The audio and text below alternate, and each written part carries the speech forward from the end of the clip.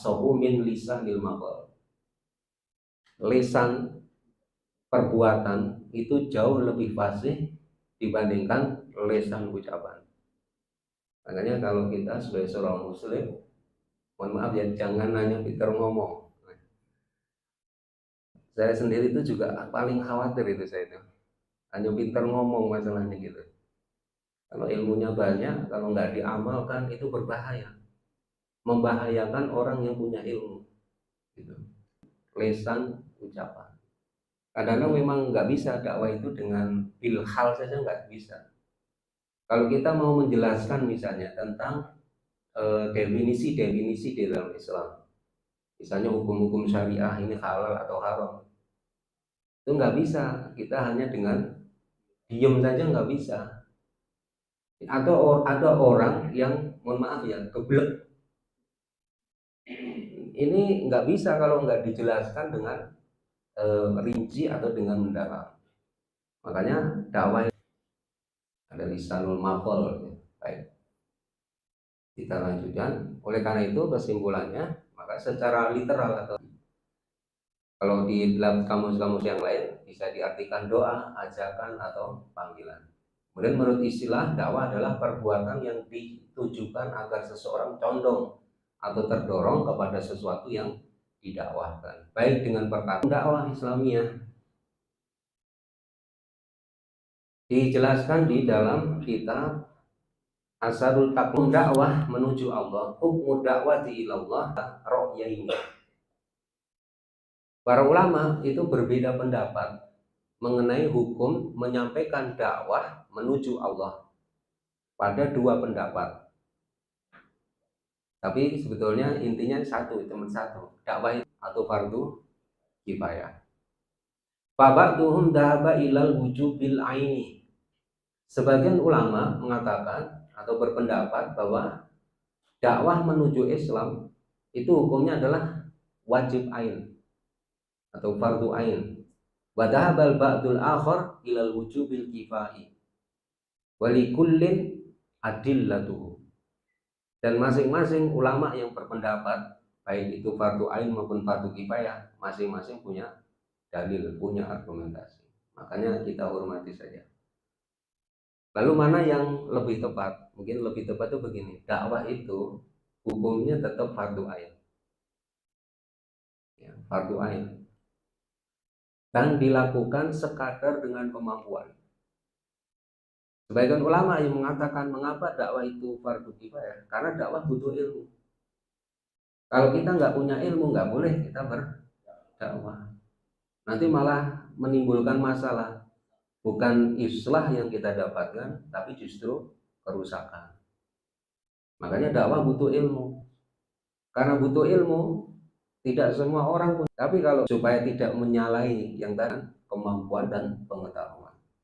Tapi seseorang nggak boleh nggak berdakwah dalam Islam. Nggak boleh meninggalkan aktivitas dakwah. Itu kira-kira ya. Anna da'wata ilallahi wajibatun ala kulli muslimin fi kulli hinin, walakin kullu hasbi muqad wa dauri kaum muslimin, di setiap waktu sesuai dengan kadarnya, kekuatan dan kemampuannya, serta sesuai dengan posisi dan peredaran dia di masyarakat. Kalau misalnya ada al-mukarramun sekalian di masyarakat jadi tokoh, harus digunakan itu posisinya untuk berdakwah. Jangan nanti kalau sudah nggak berkuasa atau nggak memegang posisi baru berdakwah, jangan. Baik. Dan dalil yang menetapkan dakwah fardu kifayah ini mungkin sekedar untuk kita ketahui saja. Sebagian ulama yang berpendapat bahwa dakwah itu fardu kifayah, dalilnya adalah surah Ali Imran ayat 104. Wa takum minkum ummatun yad'una ilal khair wa ya'muruna bil ma'ruf wa yanhauna 'anil munkar wa ulaika humul muflihun. Minnya di sini itu karena minil tab'id. Maka faedah yang didapatkan dari ayat ini, hukum dakwah itu menjadi fardu kifayah. gitu. Karena minnya di sini min litab'id sebagian, bukan lil bayan. Kalau lil bayan berarti seluruh kaum muslimin, berarti hukumnya fardu ain gitu. Ulama-ulama ahli tafsir terkemuka ayat dalam hadis riwayat Imam Bukhari, baginda Nabi mengatakan, sampaikanlah dariku meskipun cuma satu ayat. Baik. Ini hadis yang dengan sharih memerintahkan kepada setiap kaum muslimin untuk menyampaikan sesuatu yang dia tahu dari Nabi SAW. Kalau kita hanya tahu taruhlah satu ayat di dalam Al-Quran, kita dakwahkan. Kalau kita takut salah, belajar dulu, gitu caranya. Kalau nggak tahu jangan kemudian nyerah, nggak usah dakwah, jangan. Kalau misalnya takut nanti dibantah, ya takut dibantah, sampaikan aja yang tahu. Kalau dibantah, saya belum tahu itu jawabannya. Begitu caranya. Nanti saya tanyakan pada yang lebih tahu. Kalau dibantah, panjenengan belum tahu bantahannya, jangan memaksakan diri membantah. Nanti malah timbul masalah. Ya. Apalagi yang membantah juga pada nggak tahu.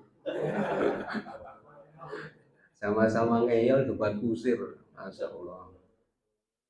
Tapi saya itu punya teman ya, teman saya itu masya Allah percaya dirinya luar biasa. Tapi saya tahu dia itu dalam kasus itu salah.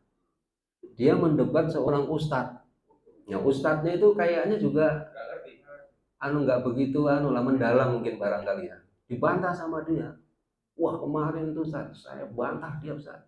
Begini gitu. Terus dia bilang, wah dia udah kalah, nyerah dia. Terus gimana Ustaz? Wah, antum yang salah. Yang benar ya Ustaz itu. Bukan kalah kali. Mungkin bisa jadi daripada berantem ya Pak. Iya. Iya. Bisa jadi Ustaznya begitu. Tapi ini PD-nya setengah mati itu. Makanya hati-hati dengan orang yang terlalu pede.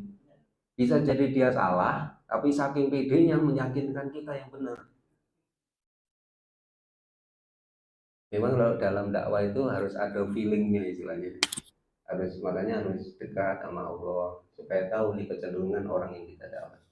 Baik, itu sekedar untuk mengetahui argumentasi masing-masing ulama yang berpendapat bahwa dakwah Islamnya itu fardu kifayah atau fardu ain. Tapi yang tepat adalah tetap fardu atas setiap kaum muslimin, tapi dilakukan sekadar dengan kemampuan, menyampaikan sesuai dengan kadar pengetahuan. Tidak boleh dalam dakwah menyampaikan sesuatu yang tidak diketahui. Kalau menyampaikan sesuatu yang tidak diketahui itu pasti dia berdusta. Pasti dia akan berdusta. Kalau dia menyampaikan sesuatu yang tidak dia tahu. Kalau dia menyampaikan sesuatu yang dia tidak pahami, gitu, secara metodologi itu dia salah dan keliru. Makanya memang dakwah itu harus dengan ilmu. Baik. Kemudian apa fungsi dakwah atau urgensitas dari dakwah? Yang pertama, dakwah itu merupakan instrumen syar'i untuk mencegah kerusakan manusia. Makanya al-mukarramah sekalian, kalau ada orang mendakwahi kita, maka itu harus kita tatap dengan tatapan husnudon. Kalau ada orang menasihati kita, itu harus kita tatap dengan tatapan kebaikan. Karena kalau orang menyampaikan nasihat, mungkin pernah saya sampaikan, yang disebut nasihat itu kan iradatul khair lil mansuhilah, kata Imam Nawawi. Yang disebut dengan nasihat, nasihat itu kan termasuk bagian dari dakwah. Itu adalah kehendak kebaikan yang ditujukan kepada orang yang dinasihati. Jadi kalau orang itu tulus memberikan nasihat atau mendakwahi panjenengan, itu hakikatnya dia ingin di dalam diri panjenengan itu ada kebaikan juga. Meskipun mohon maaf ya, kalau orang yang tahu hakikat dakwah, ada orang itu dakwahnya mohon maaf ya, keras banget ada. Omongnya udah keras banget ya, tegas, keras gitu. Kalau antum lihat misalnya kayak Habib Rizik, contoh, ngomong kan tek tek tek gitu. Ada juga yang lemah lembut. Gitu. Kalau orang ngerti hakikat dakwah, semua itu nggak ngaruh. Baik yang keras, yang halus, tengah halus, super halus itu nggak ngaruh. Yang dia perhatikan adalah kontennya. Kalau itu benar pasti akan diambil. Meskipun yang menyampaikan itu mohon maaf, ngeselin, perkataannya kasar, nggak masalah. Misalnya Pak Dar ngelempar intan berlian, kira-kira intannya kita terima atau enggak itu? Enggak, Pak Dar saya lempar dengan intan misalnya. Saya bilang seperti itu orang Surabaya, jancuk kan, saya lempar. Tapi intan berlian deh. Kira-kira jenengan terima atau enggak itu? Pasti enggak akan. Kalau ada sesuatu yang disampaikan pada kita itu menyelamatkan kita di dunia dan di akhirat, ngajak kita menuju surganya Allah, walaupun dilempar dengan keras, menyinggung perasaan panjenengan, kira-kira diterima atau enggak? Diterima. Kalaupun halus tapi ngajak ke neraka gimana tuh? Kayaknya orangnya sejuk nih saat kalau ngomong tuh. Ada macam-macam gitu. Ya kayak Pak Hanif gitu. Pak Hanif mah kayak piring, kalau nggak dipukul nggak bicara.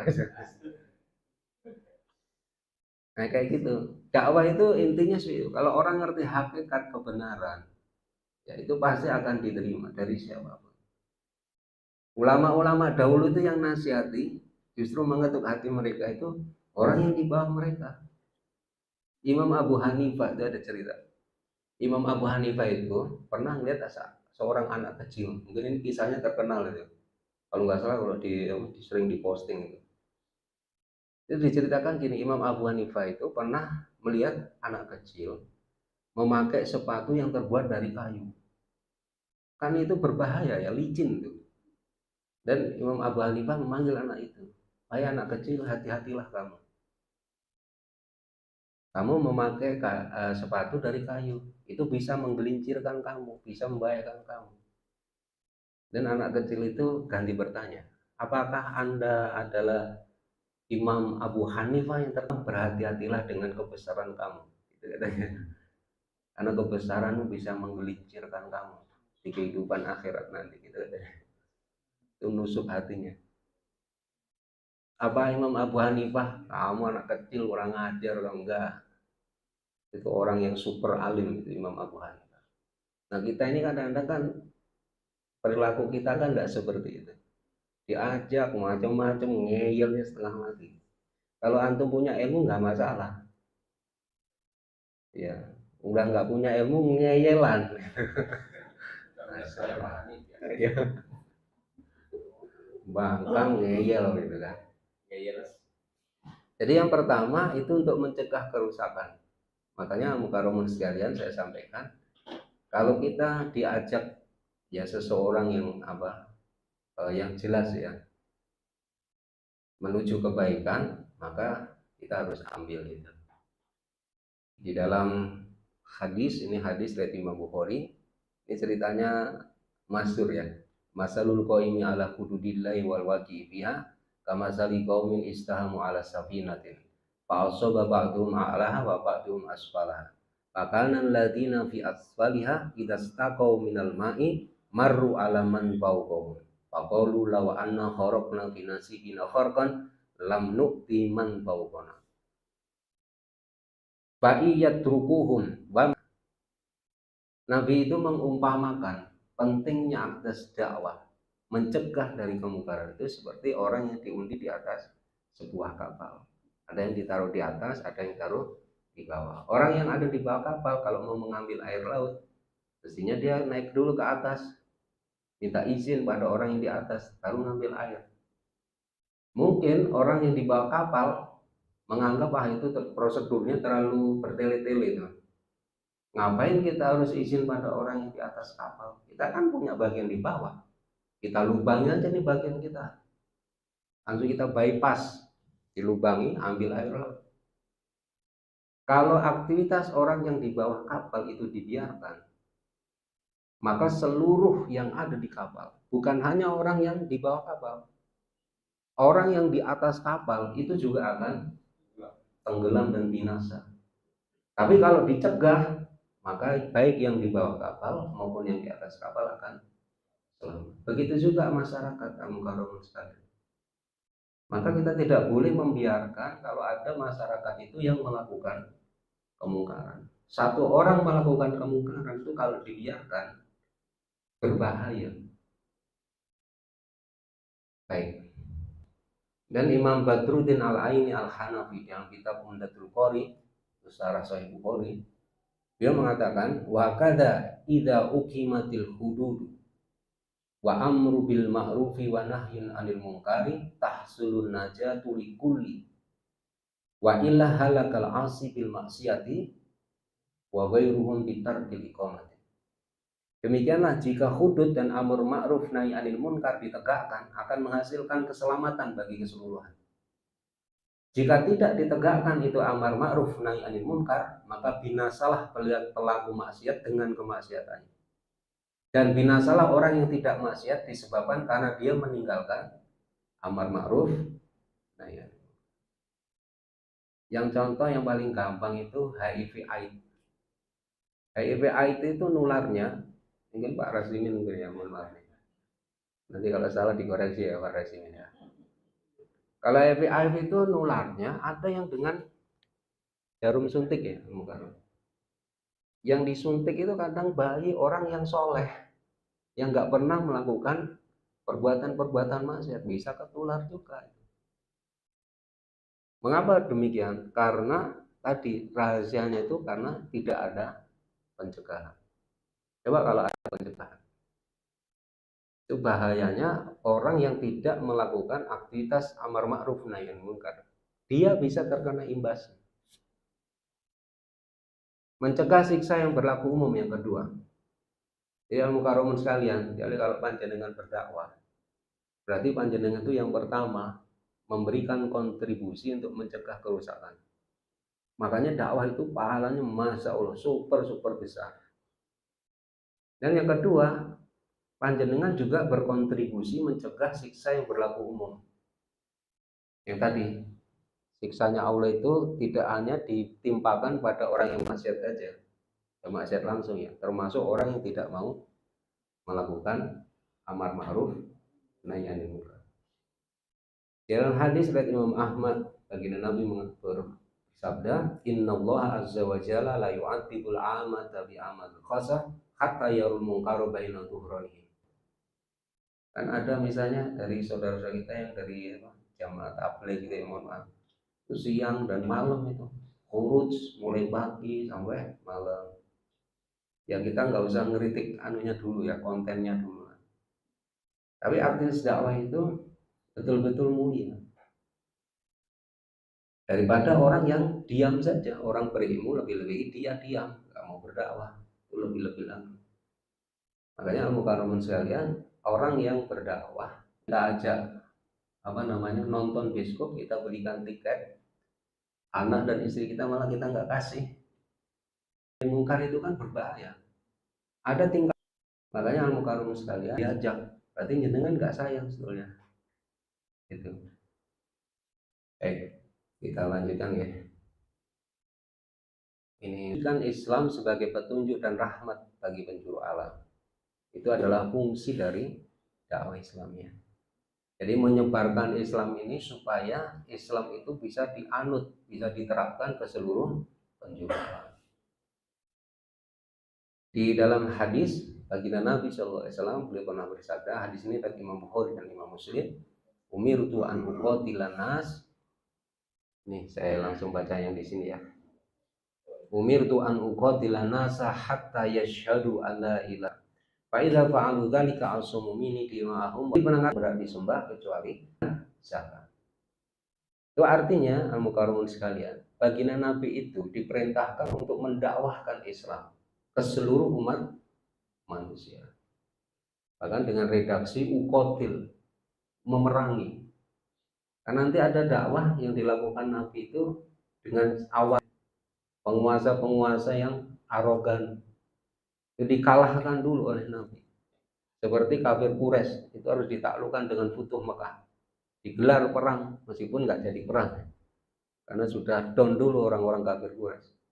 Karena 10.000 pasukan kaum muslimin itu masuk ke kota Mekah, langsung nggak terjadi peperangan, nyerah langsung untuk orang-orang kafir. Islam langsung masuk ke kota Mekah, yang awalnya sebelumnya Islam nggak pernah bisa masuk di situ. Ya ada kaum muslimin, cuma nggak berdaya. Termasuk futuhat-futuhat yang dilakukan oleh kaum muslimin sampai di Spanyol, sampai di Kaukasus, di Asia Tengah. Kalau itu nggak dakwah, nggak mungkin kalau sekalian.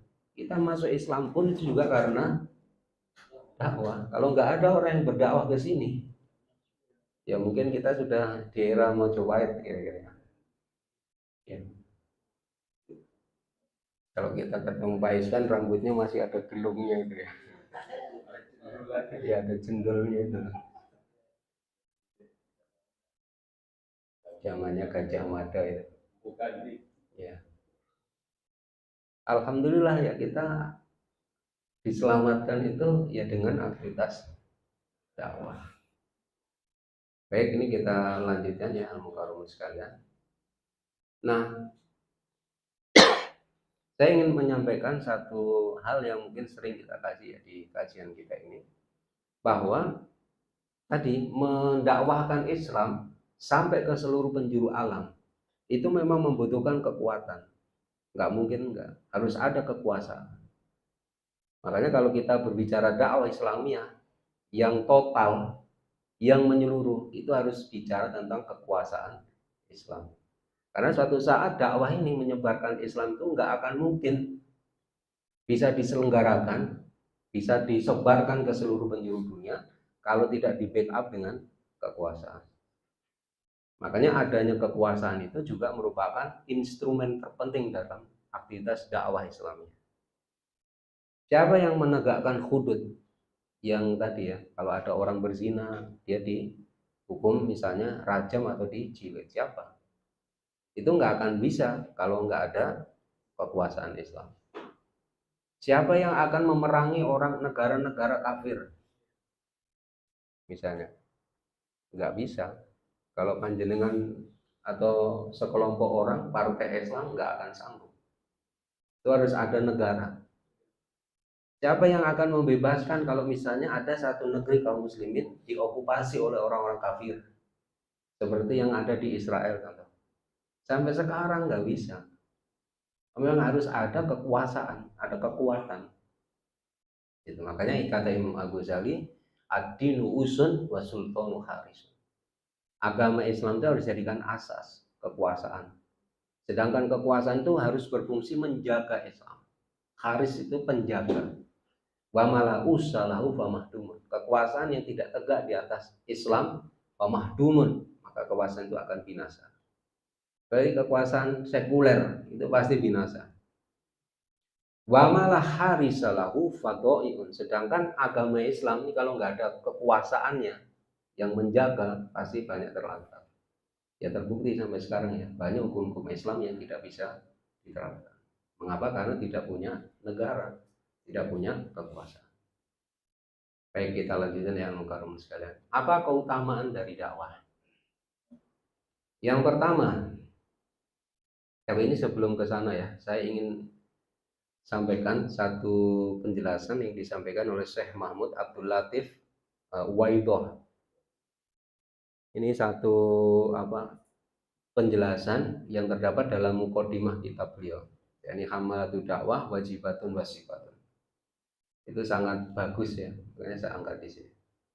Beliau katakan, fakana tablighus syara'i wa nasrul huda huwa amalul anbiya wal mursalin wa wadifatuhum. Sesungguhnya kata beliau, menyampaikan syariat-syariat Islam, menyebarkan petunjuk, itu adalah aktivitasnya para nabi dan utusan-utusan Allah. Dan juga wawadifatuhum, wadifah itu tugas mereka. Min ajlihi kanal istifa. Oleh karena itu, dalam rangka untuk melaksanakan tugas-tugas itu, maka para nabi dan utusan Allah itu dipilih. Wabi kanal fadl. Dan karena aktivitas dakwah inilah dan mereka itu dapat kemuliaan. Makanya al-mukarram sekalian, kalau panjenengan mau berdakwah atau mengambil tugas dakwah, melaksanakan aktivitas dakwah, itu hakikatnya panjenengan tengah melakukan satu aktivitas yang menjadi aktivitasnya para nabi dan utusan Allah. Sangat-sangat keren itu. Coba jenengan kalau ditanya profesi apa yang paling keren gitu, ya dakwah, benar itu dakwah. Karena apa? Ini profesinya para nabi. Di antara manusia siapa yang paling tinggi kedudukannya? Maksud saya kedekatan dengan Allah, nggak ada lain kecuali al-anbiya wa rusul, nggak ada lagi. Makanya al-mukarram sekalian, kalau panjenengan berdakwah, pasti panjenengan nanti juga akan dapat kemuliaan. Sebagaimana para nabi dan utusan Allah dapat kemuliaan dengan sebab berdakwah. Tapi karena nggak berdakwah, justru dapat kehinaan. Kaum muslimin sekarang nih banyak yang meninggalkan aktivitas dakwah. Akhirnya apa? Islam tidak diterapkan kembali. Akhirnya banyak di antara umat Islam itu yang didominasi oleh orang-orang kafir. Pemikiran-pemikiran orang kafir disebarkan di tengah-tengah kaum muslimin. Wong kita aja baru ini kan apa dengar nih ada PP nomor 28 tuh tahun 2024. Ada satu pasal yang kontroversial di situ. Penyediaan alat kontrasepsi di sekolah. Dan terus buat apa gitu?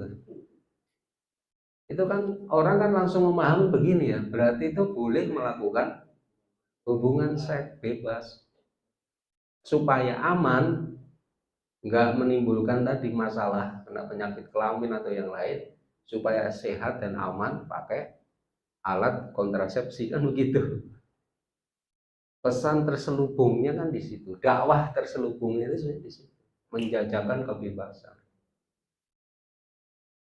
Terus kita kan mohon maaf nih nggak berdaya juga ya, memang nggak berdaya. Ya paling kita bisa lakukan dengan protes-protes akses dakwah harus kita sampaikan, muhasabah lil hukam, mengoreksi penguasa. Ya tadi faktor karena memang belum ada kekuasaan yang pro dengan agama Islam, yang mendukung agama kita, agama Islam. Fatabligu saro'i wa nasrul huda wa afdalu amalin. Beliau katakan menyampaikan syariah dan juga menyebarkan petunjuk huwa afdalu amalin. Itu adalah seutama-utama amal. Wa akramuhu alal itlaq, dan semulia-mulianya amal perbuatan secara mutlak kata beliau. Fa inna hadha muslimun bimisli hadal amal iktidaan bihim imtisalan li amrihim ay hamli da'wati min ba'd. Seorang muslim bangkit mengerjakan perbuatan ini ya, untuk meneladani mereka, maksudnya meneladani para nabi dan utusan Allah. Dia telah melakukan seutama-utamanya amal perbuatan. Itu kira-kira. Makanya al-mukarram sekalian, setiap hari ini kalau bisa ya kita itu dakwah. Dakwah kan sekarang gampang ya. Jadi kan di sosmed bikin status, di WA kirim apa gitu pesan-pesan dakwah gitu kan ya. Jangan enggak gitu. Kalau nanti ceramah saya nggak bisa nih Pak Ustadz. Pak Ispan kalau disuruh ceramah mungkin bisa insya Allah ya beliau. Siap. Cuma orang keder aja kayaknya ya.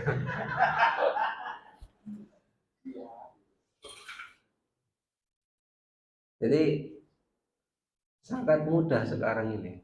Makanya setiap hari, setiap saat jangan lupa untuk berdakwah.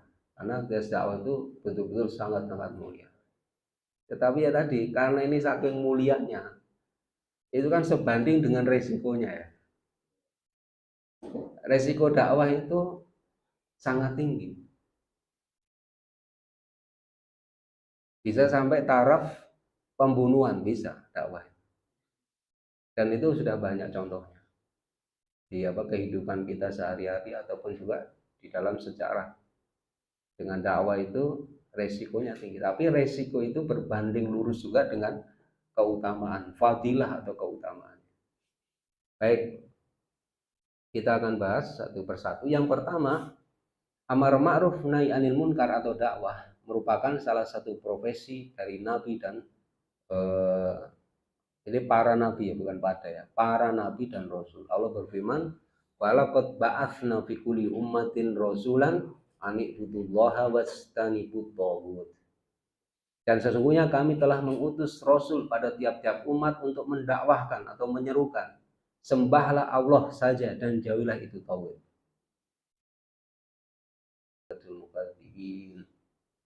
Maka di antara umat itu ada orang yang diberi petunjuk oleh Allah, ada pula di antara orang-orang itu yang telah pastikan rasul-rasul. Maksudnya begini, kalau kita dengan perhatikan ya, mulai sejak Nabi Adam alaihissalam sampai baginda Nabi Muhammad SAW, orang yang mendustakan rasul, yang melawan rasul, kesudahannya kira-kira baik atau tidak? Pasti jelek. Yang memusuhi Nabi Musa alaihissalam itu Fir'aun. Kemudian juga kaumnya. Makanya al-mukarramun sekalian yang dirahmati Allah, kalau kita mengambil profesinya para nabi, para rasul, yakni berdakwah, berarti pasti kita akan dapat kemuliaan dan kesudahan yang baik. Kedua, beliau itu melakukan amar ma'ruf nahi anil munkar. Di dalam surah Al-A'raf ayat 157. Alladzina yattabi'un fit Taurati wal Injil. Ya ini orang-orang yang mengikuti Rasul, Nabi yang umi. Nabi yang umi maksudnya Nabi Muhammad Sallallahu Alaihi Wasallam. Yang mereka dapati nama Nabi Muhammad itu tertulis di dalam kitab mereka. Ya ini ada kan ya, ditulis memang. Kalau panjenengan lihat di keterangan-keterangan orang-orang Yahudi, itu memang nama Muhammad itu disebutkan dalam kitab suci Taurat. Jadi mereka itu mendapatinya, termasuk juga di dalam kitab Injil itu ada nama Muhammad SAW. Dan di sini disebutkan ya'muruhum bil ma'ruf. Nabi yang umi ini mengajak mereka pada yang aktivitas amar ma'ruf nahi anil munkar. Dan yang ketiga, amar ma'ruf merupakan salah satu sifat dari kaum mukmin dan kekhususan mereka, yang mestinya ada pada dirinya itu menunjukkan keutamaan. Kalau yang didahulukan itu biasanya diutamakan gitu. Cuma ini bukan begitu ya, biasanya begitu. Nah ini menunjukkan bahwa amar ma'ruf nahi anil munkar itu merupakan aktivitas yang sangat utama dalam Islam. Ibnu Abi Syaikh, bahwasanya beliau itu pernah bercerita begini, ada seorang laki-laki berdiri di hadapan Nabi SAW, saat itu beliau sedang di atas mimbar. Dan laki-laki ini bertanya, ya Rasulullah, siapakah manusia yang paling baik? Dan Nabi menjawab, sebaik-baik pada Allah dan orang yang paling banyak melakukan amar ma'ruf, paling banyak berdakwah. Dan yang keempat adalah menyambung silaturahmi. Kalau jenengan melakukan 4 ini, masya Allah, jenengan jadi orang yang terbaik kata Nabi. Gampang nih, Ustaz, cuma 4 nih. Kayaknya gampang ya. Kayaknya gampang ya. Gitu. Ya kalau gopo memang gampang memang. Membaca Al-Quran mungkin ya yang bisa membaca mah gampang. Gitu. Kemudian yang kelima, amar ma'ruf nahi anil munkar merupakan syarat datangnya pertolongan dan kekuasaan di muka bumi. Allah berfirman, wala yansurannallahu may yansuruh innallaha laqawiyyun aziz. Sesungguhnya Allah pasti menolong orang-orang yang menolong agamanya. Sesungguhnya Allah benar-benar maha kuat lagi maha berkuasa. Alladzina immakkannahum fil ardi, yaitu orang-orang yang jika kami teguhkan kedudukan mereka di amar ma'ruf. Jangan jadi penguasa justru melakukan amar mungkar nahi ma'ruf, jangan. Ini aduh masya Allah. Kemudian yang keenam, amar ma'ruf berdakwah itu akan dibalas dengan pahala yang sangat-sangat besar. istilahnya itu kompensasinya, rewardnya itu besar sekali. Kita nggak akan pernah tahu tuh kadar besarnya kalau panjenengan bisa berdakwah. Di dalam hadis disebutkan ya, misalnya man sana sunatan hasanatan falahu ajruha wa ajru man amila biha ila yaumil qiyamah. Barang siapa orang yang mengerjakan sunnah yang baik, dia dapat pahala. Dan dia juga dapat pahala dari orang yang dia kasih tahu sunnah yang baik itu. Dan kalau dia mengerjakan, kemudian didakwahkan pada orang lain lagi, panjenengan juga dapat aliran pahalanya itu sampai hari kiamat. Nabi juga mengatakan bahwa Allah memberikan petunjuk ke dunia dan seisinya. Dalam hadis-hadis sahih disebutkan, kalau ada orang masuk Islam gara-gara panjenengan ya, tas yang jauh lebih baik daripada dunia dan seisinya. Di hadis yang disebutkan lebih baik daripada onta yang berwarna merah. Di Al-Quran, saufa nu'tihi ajron azima. Kalau disebut azima, azima itu untuk menunjukkan betapa banyaknya, betapa besarnya. Kayak kata alim, isim fa'il, itu untuk menunjukkan makna banyak. Orang yang ilmunya sangat banyak. Ya. Baik, kemudian yang ke-7, amar ma'ruf nahi anil munkar merupakan salah satu sebab ditutupinya atau diampuninya dosa-dosa. Di dalam hadis riwayat Imam Bukhari dan Imam Muslim, bagi Nabi pernah bersabda, fitnatur rajuli fi ahlihi wa malihi wa jarihi tukaffiruha sholatu wassiyamu wassadaqatu wal amru bil ma'rufi wan nahyu anil munkar. Fitnah seorang laki-laki terhadap keluarganya, hartanya, dirinya, anaknya, dan tetangganya dapat ditutup dengan puasa, sholat, sedekah, dan amar ma'ruf. Ya, jadi panjenengan jangan sepelekan, panjenengan puasa, panjenengan sholat, panjenengan sedekah itu bisa menutupi dosa atau tadi fitnah panjenengan yang menimpa keluarga panjenengan. Fitnah itu maksudnya adalah dosa yang menyangkut terhadap keluarga panjenengan, dosa yang terkait dengan harta. Panjenengan misalnya punya harta halal tapi digunakan untuk yang haram, untuk beli slot misalnya.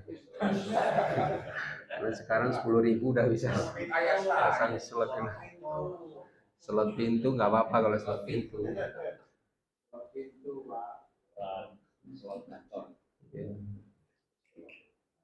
Sekarang ini judi online juga gila-gilaan juga ya.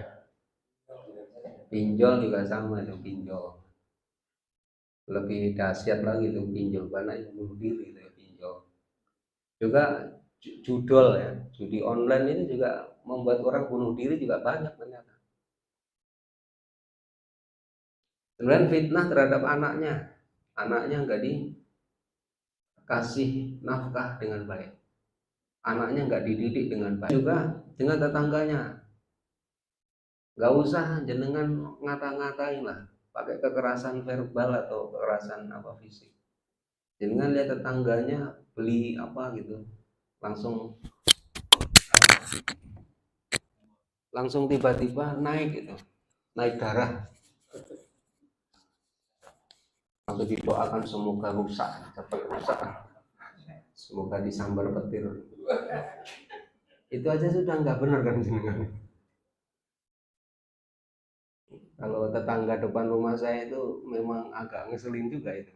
Jadi kalau kita ngaji itu anjingnya kecil, suaranya masya Allah tuh berapa desibel itu ada ya Allah. Cuma karena dia tetangga nih kan kita harus aduh sabar. Nah kayak gitu itu kalau jenengan sholat, puasa, sedekah, dan amar ma'ruf nahi munkar itu bisa menghapus dosa-dosa itu semua. Ini luar biasa ya aktivitas dakwah di saat ini. Makanya kalau nggak seneng dakwah, jenengan itu betul keterlaluan, betul keterlaluan, atau sampai meremehkan, meninggalkan. Saya nggak bisa, sebisanya. Baik. Dan yang berikutnya itu dakwah yang pahalanya setara dengan jihad ada di dalam hadis-hadis. Melawan orang ada yang bisa mengungguli. Tapi ini maksud saya, setara ini maksudnya dalam tanda kutip itu. Memang kata Nabi kalimatu hakin, kehidupan penguasa yang fajir. Penguasa fajir itu penguasa dolim, penguasa yang suka. Yang lain termasuk Ustaz, ini bagaimana meningkatkan ukhuwah pertama ini. Karena saya ya kita ini kan apa yang alhamdulillah semalam bahwa kalau pikiran kita barangkali juga untuk ukhuwah tadi Ustaz, untuk ukhuwah tadi Ustaz, kita itu eh, kita itu banyak orang itu merasa ego, terus kemudian eksistensi dan sebagainya. Nah makanya pernah ketika pertemuan dengan Ustadz Samsul Arifin Ya. yang sekarang namanya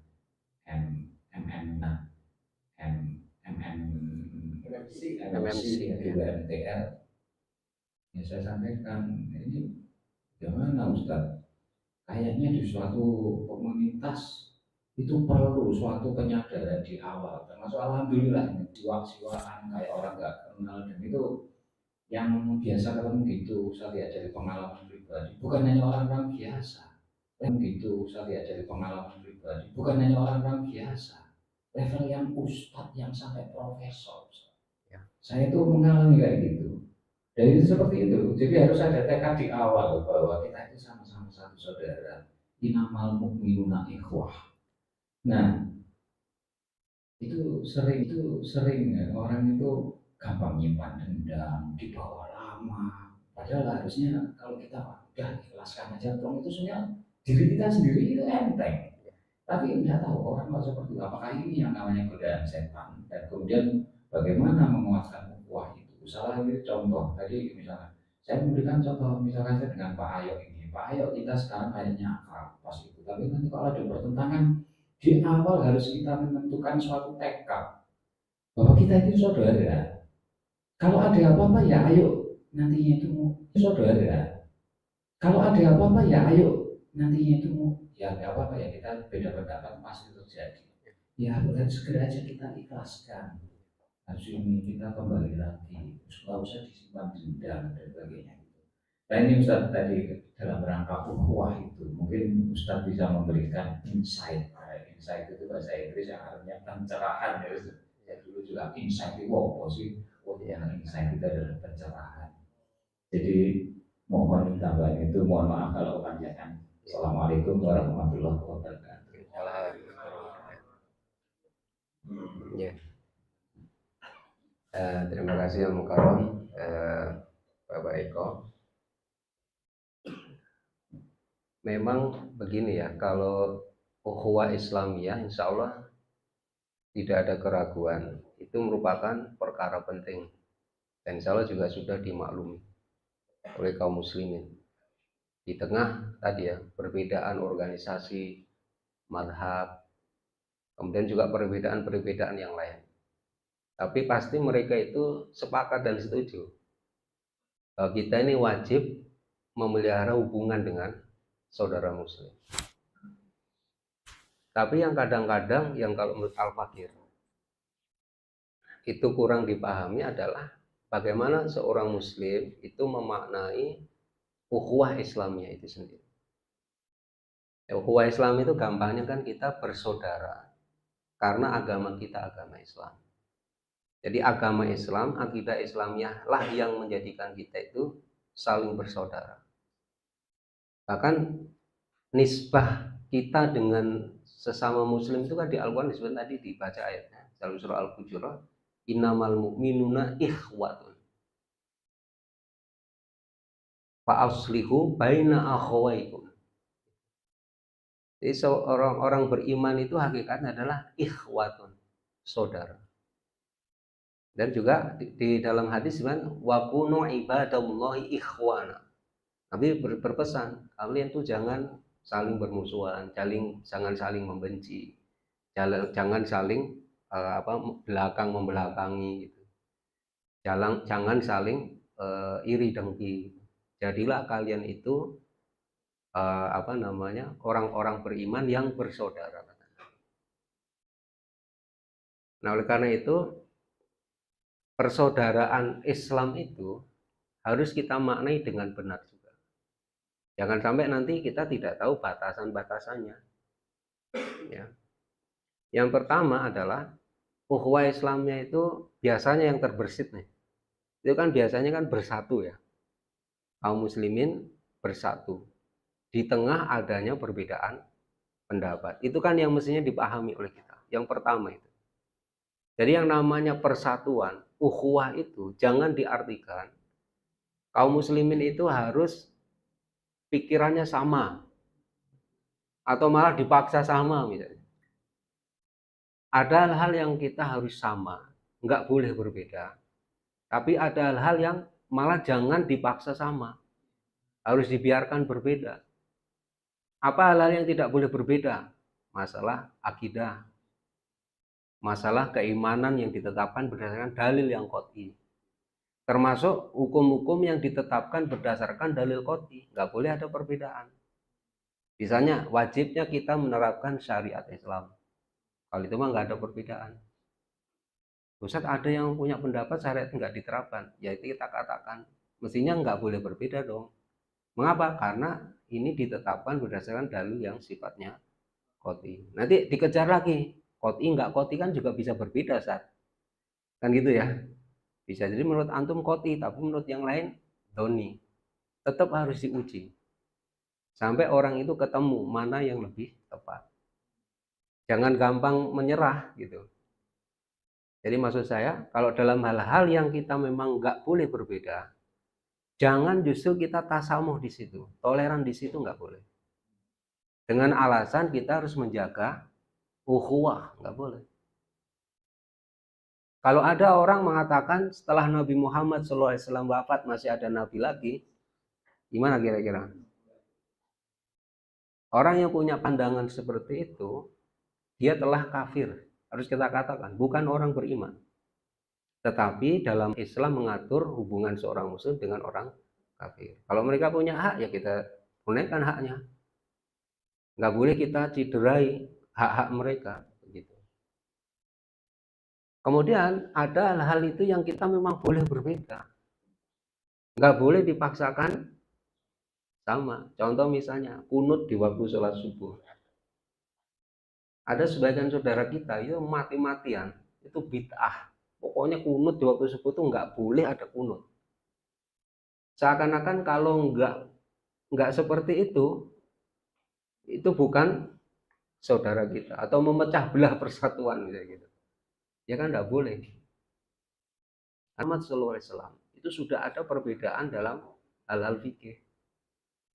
Mungkin yang pernah kita bahas tuh waktu Nabi SAW memerintahkan para sahabat itu untuk menghukum Bani Quraidah.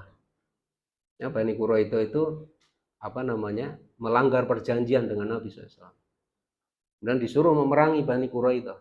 Nabi bersabda, la tusolliyanna ahadukumul asyra ila bi Bani Quraidah.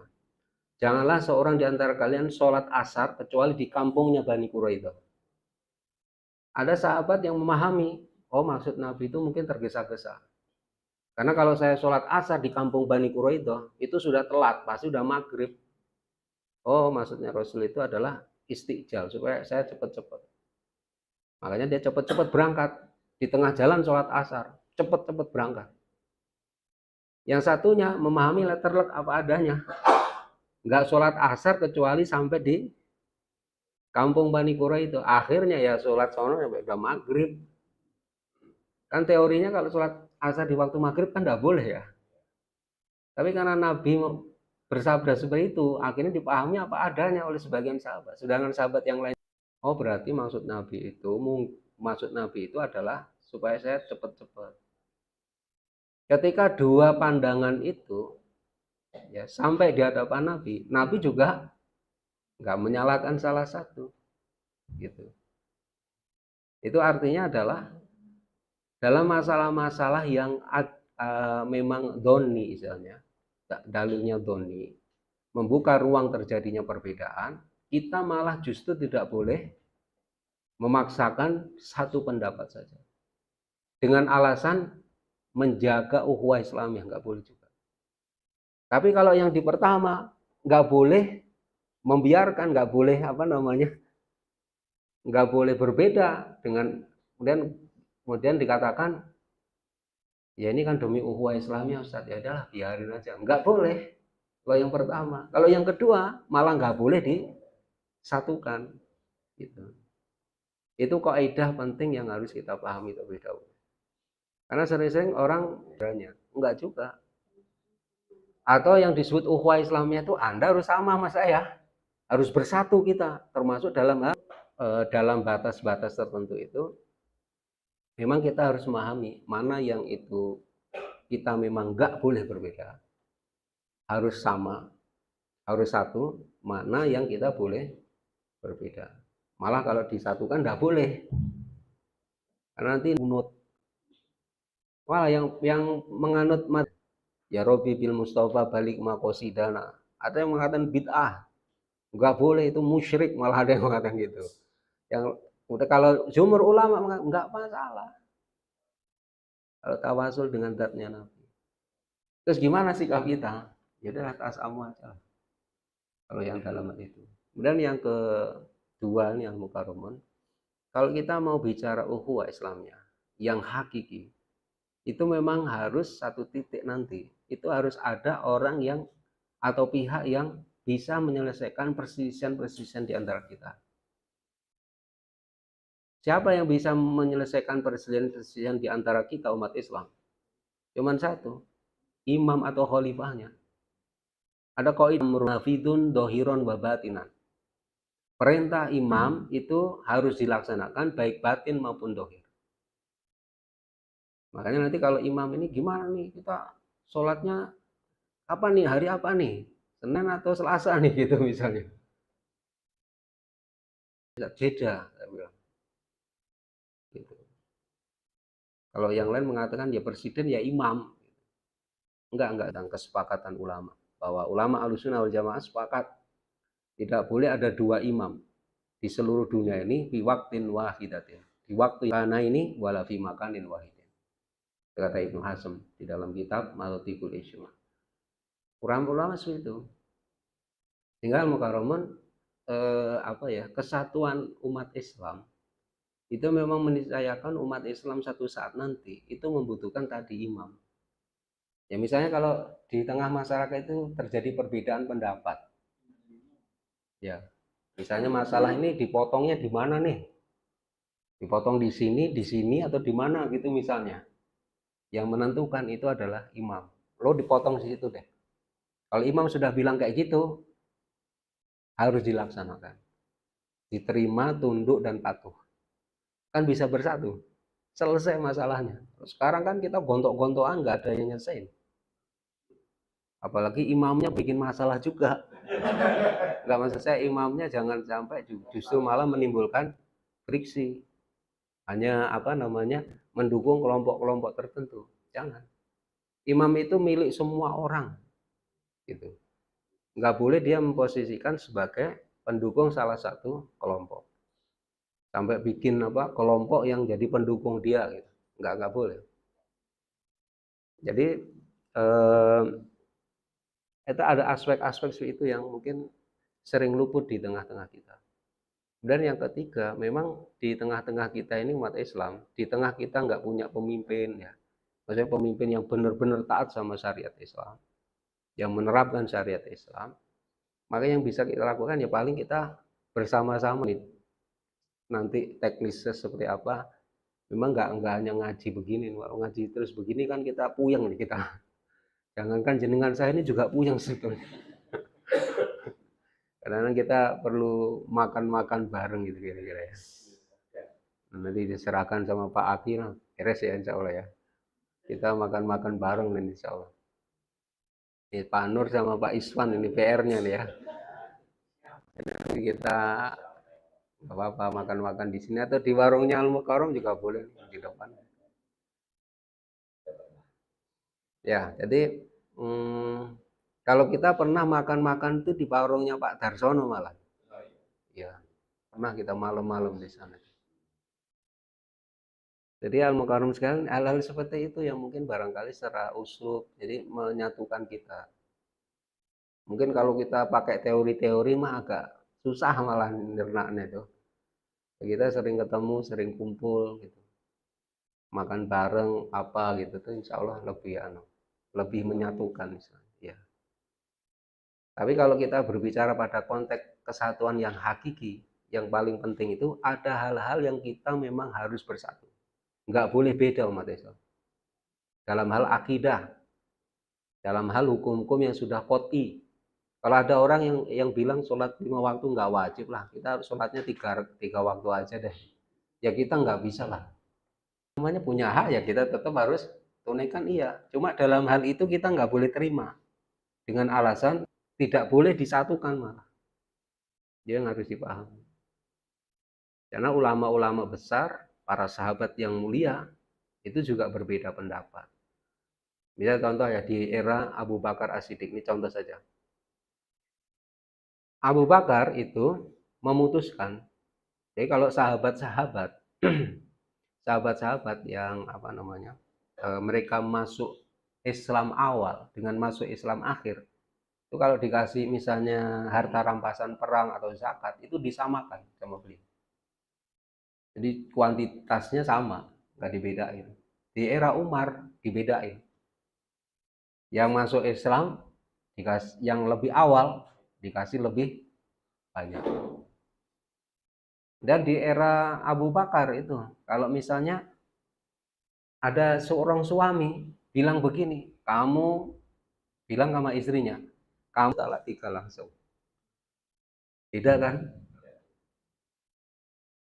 Ya cuma para sahabat ketika Umar memutuskan itu semuanya taat, dilaksanakan. Meskipun kalau ngajarin fikih yang pakai pendapatnya Abu Bakar ya boleh ngajarin tetap. Tapi kalau dalam hal pelaksanaan mengikuti apa yang diinstruksikan oleh imam. Tengah kita dibesarkan isu-isu khilaf, tapi dengan yang berilmu. Kalau nanti yang nggak berilmu biasanya akan berantem. Ya kunut nggak kunut, apa masalah sholawat macam-macam nih, sholawat bikinan ulama baru nih. Teman-teman jangan, nggak usah, udah selesai masalah itu. Apa kontribusi kita dalam perjuangan itu Al-Mukarram Mbak Eko, ini terlalu panjang lebar juga nih, mohon maaf. Mungkin ada yang lain yang mau menambahkan Al-Mukarram sekalian. Jadi itu kaidah-kaidahnya memang harus dipahami. Tapi intinya memang gini Al-Mukarram ya. Dalam satu titik mungkin sering saya sampaikan ya. Kaum muslimin ini sangat mungkin terjadi peperangan. Tapi panjenengan walaupun ributnya itu sampai perang, tetap tidak boleh mengkafirkan saudara muslimnya yang berbeda kubu dengan panjenengan.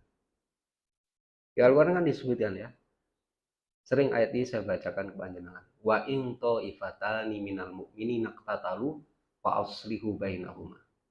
Fa in bagat ihdahuma 'alal ukhra faqatilul lati tabghi hatta tafi'a ila amrillah. Fa in fa'at fa aslihu. Orang beriman yang berperang. Coba di Al-Quran disebutkan.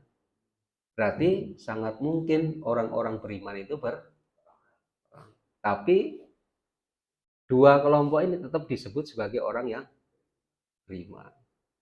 Para sahabat juga berperang, nyun sewu. Para sahabat itu juga berperang.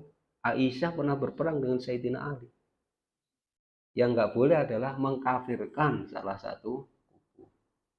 Kalau kelompok Syiah mengkafirkan kubunya Aisyah, udah kafir semua.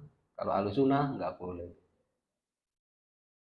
Nah, jadi tetap bahwa orang-orang beriman itu walaupun konflik, jadi jenengan nggak usah takut dengan konflik. Yang harus jenengan takutkan adalah menyematkan predikat kafir kepada saudara-saudara beriman yang memang belum tampak kekufurannya. Kalau berperang ya sangat mungkin, wong Allah sendiri juga mengatakan, kata Imam sahabat Ibnu Abbas, ayat itu menunjukkan bahwa satu saat nanti orang beriman tuh ada yang berperang satu dengan yang lain. Jadi konfliknya orang beriman tuh nggak main-main, bisa sampai perang. Cuman yang nggak boleh adalah menyematkan predikat kafir pada saudara beriman. Nah kira-kira gitu tuh kaidahnya itu. Baik, mungkin kita sampai di sini dulu ya, mukarraman sekalian. Kalau nggak ada yang mau menambahkan lagi, kita akhiri dengan kita membaca istighfar 3 kali. Astagfirullahaladzim. Kita akhiri dengan doa kafarah majelis. Subhanakallahumma wa bihamdika asyhadu an la ilaha illa anta astaghfiruka wa atubu ilaik. Assalamualaikum warahmatullahi wabarakatuh.